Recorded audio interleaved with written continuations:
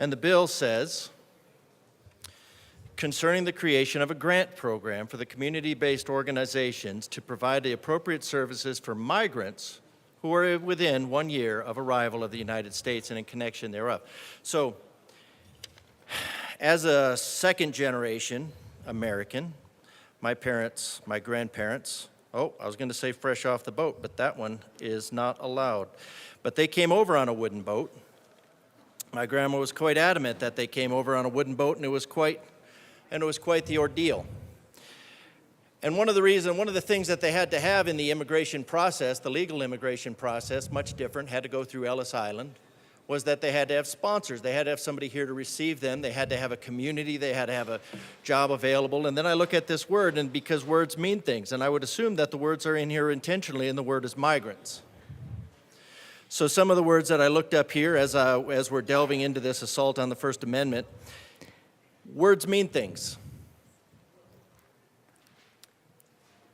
Words mean things, and you cannot tell the truth unless you're willing to offend. And now Representative DeGraaf, thank you for sharing a perspective on the First Amendment. Right now we're talking about House Bill 1280, so let's get back to the content of the bill.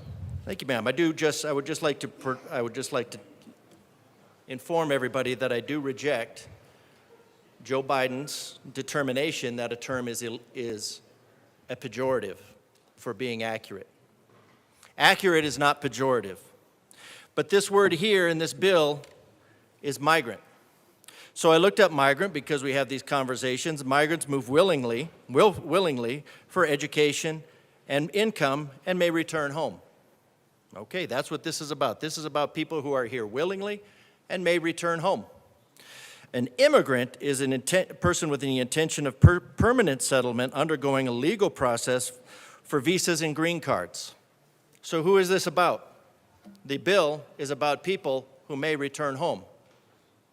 So they're not, by definition of the bill, they are not here for the purpose of establishing permanent residence. Now, perhaps that's an oversight, but it doesn't really matter because words mean things. This bill specifically applies to people who are here on a temporary status for business or education. So I'm not really sure why somebody's here because of business or education that we need to go out of our way. If I go to another country, there's no other country that foots the bill for me. Now, when we get into things like illegal, that's not according to authorized by law. Alien belongs to a foreign country. So when my daughter overstayed her visa in Germany, before we knew about the SOFA, status of forced agreement, she was an illegal alien. It's not offensive, it's accurate. The word is accurate. The purpose of controlling speech is to control thought and to control the narrative. And to try to do that is to force a conversation that is invalid. Representative DeGraaf, speak to the bill, please.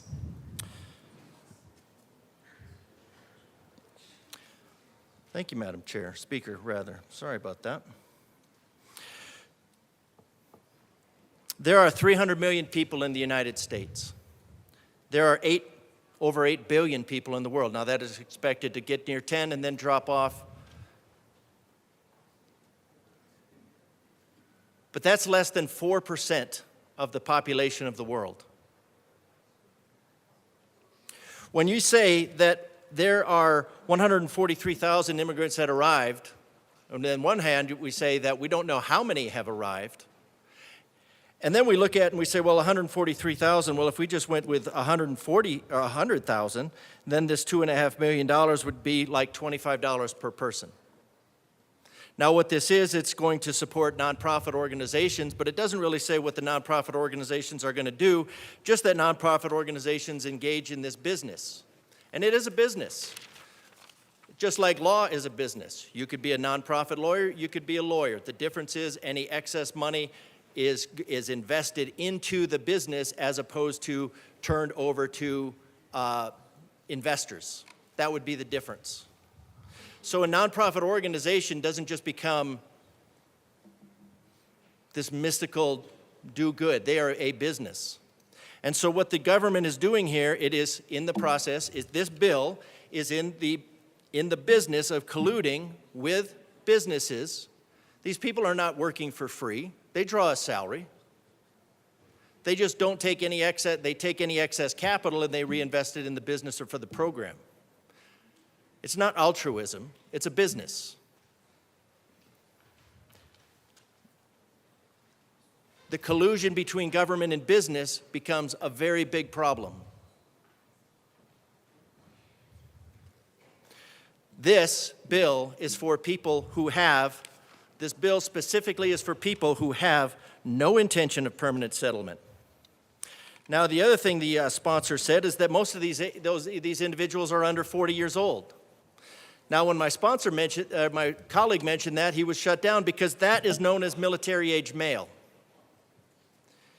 In this country, we have what's called the unregulated militia, and I think that's anywhere between 18 and 45 or 18 and 40. This, under 40, is a military-age male. That creates a security problem. When we're looking at bringing people in here who are here just for business or education, and then we're looking at paying their housing, we're looking at doing all of these things for them to make it a splendid vacation, because again, this is specifically, by the wording, not dealing with people who are looking to be here permanently.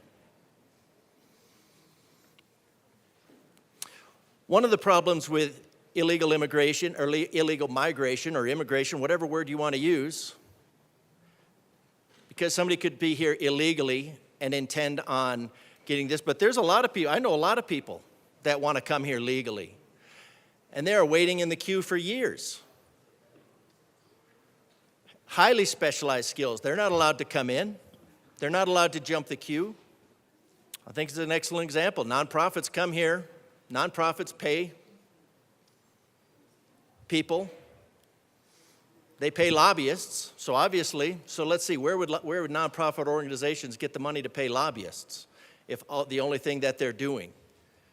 They have money, they have an incentive, they're a business.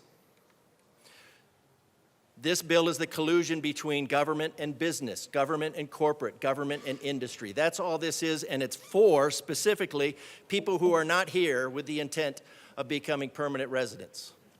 Now, when you look at these governments, these places that the sponsor mentioned that they come from, El Salvador, Somalia, lots of countries. They come from Canada. When I was in Canada, on the northern border, migrants came across the Canadian border all the time. I don't know what nationality they came across as. I don't know. I doubt they went from Mexico up to Canada. Maybe they did. Maybe that was easier. I don't know. That border is also open. This is not an issue of whether the surname is Spanish or not. This is a matter of whether the person, the migrant is here, the person who has absolutely no intent of becoming a permanent part of this society, by the definition of the sponsor, is here legally or not. Representative DeGraaf, you have 45 seconds remaining. So this is a collusion between government and industry. This is to support the monies that a lot of these people make. They go back to the same governments that they are supposedly fleeing, and billions of dollars go back to support the corrupt governments. We have an immigration problem. We have a migration problem. We need to solve it. We can't absorb it. And for those wondering, the collusion between industry and government is called fascism.